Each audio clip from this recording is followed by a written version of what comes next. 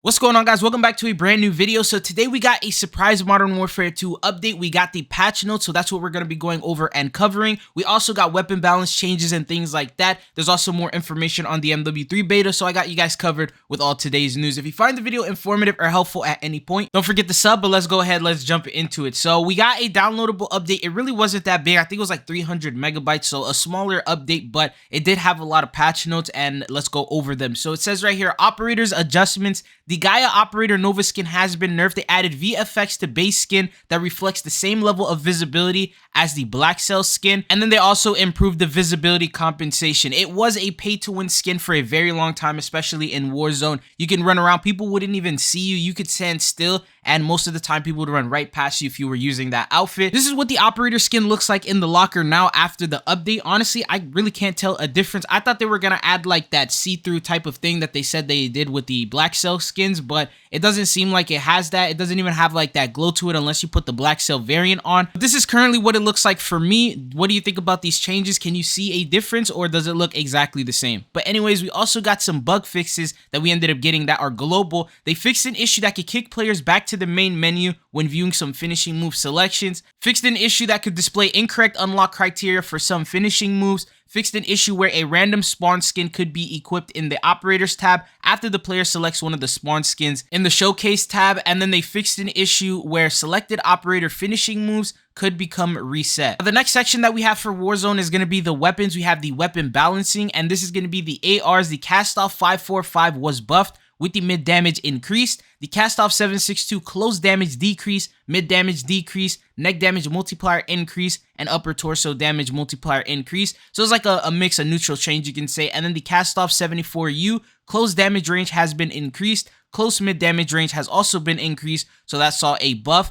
The Lockwood 556 close damage increased, close mid damage increase, headshot damage multiplier decrease, neck damage multiplier increase, and the upper torso damage was increased. So overall, this got a pretty big buff, but the M13B ended up seeing a nerf. The close damage range has been decreased. The TR76 Geist has been decreased as well for the close damage, the neck damage, as well as the upper torso damage. And then for the SMGs, the ISO 9mm got the far damage decreased. So small nerf. The Lockman sub got a neutral change. Close damage has been decreased, but the head damage multiplier and the neck damage multiplier were raised. The Lockman Shroud got the burst fire neck damage multiplier decrease, as well as the upper torso burst fire decrease as well. Then we have the mini block. The close mid damage range has been increased, so a very small buff. The MX9 got close mid damage increase, close mid damage range decrease, and the neck damage multiplier increase, so neutral changes. And then there was also an attachment change, which was for the Lockwood 300, the Maelstrom dual trigger. Close damage range decrease, close mid damage range has also been decreased. So that means it's probably not going to one-shot anymore, and I guess it wasn't intentional. They typically do stuff like this whenever there's a big bundle that's about to drop. They'll buff the weapon to make it very overpowered, very pleasing, and then after you get the bundle, they usually end up nerfing it. So in this case, the Doom bundle had that Lockwood 300. It was like a one-shot, and I saw a lot of clips of people just one-shotting everybody. I'm not sure if it's still going to be one-shot after these changes, but yeah, they ended up nerfing that, as well as like the TR76 Geist and all these other weapons. But anyways, we ended up getting some small changes in Warzone rank. They said close a SR exploit. All F4 will continue to monitor Warzone rank play to maintain integrity and stability. They also did some bug fixes where they fixed an issue that could prevent players from changing and customizing operators in DMZ when using a controller. And they fixed an issue where equipping a new finishing move does not replace a previously equipped finishing move in DMZ. But these are all the patch notes that you need to know in regards to today's brand new update. There are the other topics that I do want to discuss and talk about. One of the major things is the Modern Warfare 3 beta preload for you Xbox and PC players is now live, so now you can start downloading the beta. It is going to go live tomorrow at 10 a.m. Pacific Standard Time. Last time around, they said 10 a.m. It ended up going up an hour early, so there's a chance that it could actually go up at 9 a.m. Pacific Standard Time, which is going to be around 12 p.m. Eastern. If you haven't downloaded it yet, here's how you can do it. So if you are on Xbox, you're going to want to go to your Warzone in the store, click on Manage in the add-ons, find the multiplayer pack that has the Call of Duty logo in the image, which is going to be around 28 gigabytes, and then download and install that multiplayer pack. It doesn't specifically say Modern Warfare 3, it'll just say multiplayer pack, and it's going to be around 30 gigabytes. So if you end up getting a download that's around that file size, then you know that this is actually the beta. Unlike in PlayStation, it would literally say MW3 beta. This one doesn't say that, it just says multiplayer. So just start that download and you will automatically have preloaded the beta and will be ready for it to go when it launches.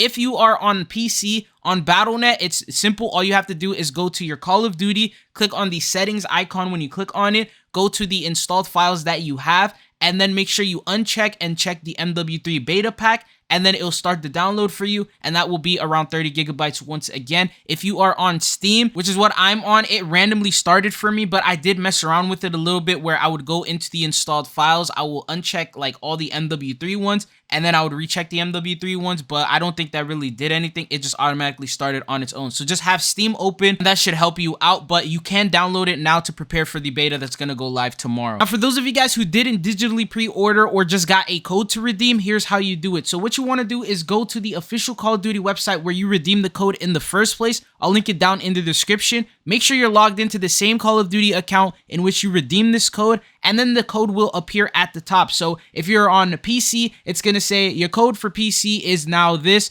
You go into Steam or Battle.net, wherever it is, and redeem the code there. It'll say, oh, it's for Xbox. You'll get the code there, and then you'll be able to redeem it. So all you have to do is go to the same exact website in which you redeemed it, which will be linked in the description. You're not going to get emailed a code. So once you're on that website, if it doesn't show your code, just put in any random code, and then it'll say enter the code to redeem the early access to the open beta, and then it'll say error. You already have a code redeemed for Xbox, and then it'll say like your Xbox code or your Steam code or whatever code that you have. But anyways, the final and last thing that I wanted to talk about has to do with DMZ. So it seems like Call of Duty has confirmed to us at COD Next that DMZ is no longer going to be getting any content. So it seems like the Haunting event is going to be the last and final update that DMZ is going to be receiving. And then after that, what they're going to do is just they're going to keep the servers on, but they're not going to bring any more content. They've already confirmed that to us. They did say in like a little announcement that they were going to give us a little bit more information later in the future. And then shortly after that, when COD Next came around, they said they have no intention of continuing it. And what they're going to do is just keep the servers running. So players who want to like get on and load it up and play it, they can do that. But the thing is, it's not going to incorporate with Modern Warfare 3. It's going to stay connected to MW2. So all the quality of life changes, all the updates, all those types of things are not going to move on and get adjusted to MW3 standards, where like the movement speed is up, the different weapons that are going to be coming in, and also the brand new Years Extend map. That's not going to be coming into DMZ. So my guess is that they might keep it at Al Mazrah for DMZ, while on the other hand, once we switch into Warzone, that's going to be connected towards the Years Extend. But I'm not exactly sure how they're going to do that, because if they do update Warzone, they usually update DMZ at the same time as well. But since they're not showing any more support for DMZ, it's probably just going to stay the same like that until they end up eventually shutting the servers down. But you can think of zombies to be exactly like DMZ. It's basically going to be an open world. You're going to do the same exact missions. They did say that they're reusing a whole lot of assets from DMZ, such as like the faction missions, the way that you did challenges, how you played the game, the timer of it, all that is going to be in the zombies of MW3. So it's going to basically be reused assets, and instead of AIs running around, it's going to be zombies running around with a little bit more stuff to do. But